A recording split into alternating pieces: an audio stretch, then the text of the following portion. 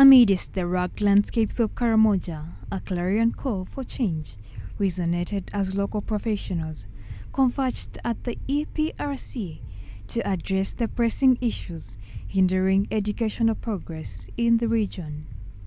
With insecurities in the region, these professionals underscored the pivotal role of education in fostering development, urging the government to pave the way for a better future in Karamoja.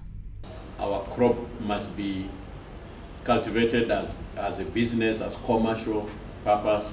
Our livestock must be run as a business. Mineral industries must flourish. The tourism industry, the construction industry. There are a lot of potentials out there. But how can that come about? How can Karamoja transition, make that transition, if not education? So education, therefore, is not only just a human right, a basic human right, and therefore a means of reducing poverty, as you all know, the poverty figures in the country. David, while reading out the report, noted that the dropout rates in the region are so high compared to other regions of the country. While the net enrollment rates at secondary level have remained at 41% for Uganda, thereabout, the observed rates for Karamoja are lower at 17%, with girls being less than that. So percentage of those out of school, you can see the graphs.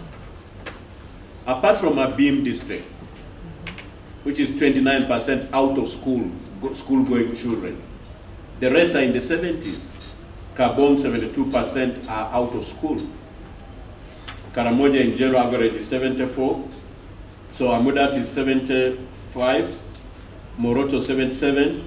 Napak 79 are out of school. The commissioners present from the Educational Policy Review Commission welcome the report and also hint on the matter of street children, questioning the professionals who bring the children to urban centers.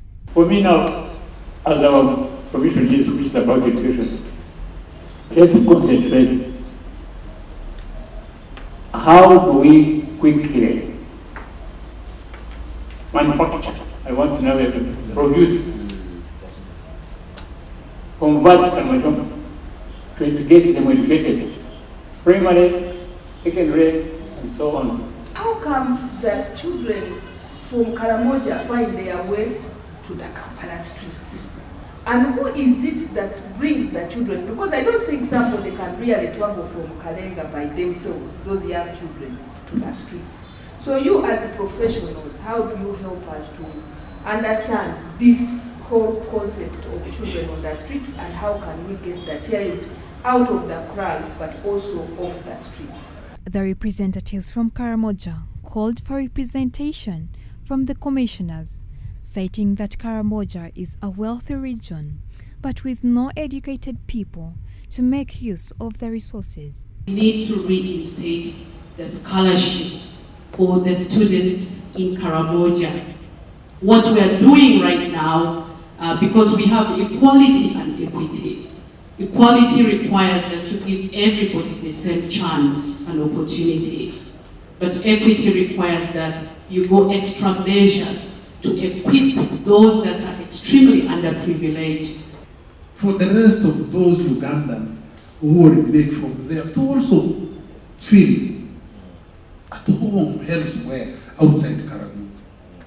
It's very painful. I have lived it all through my life.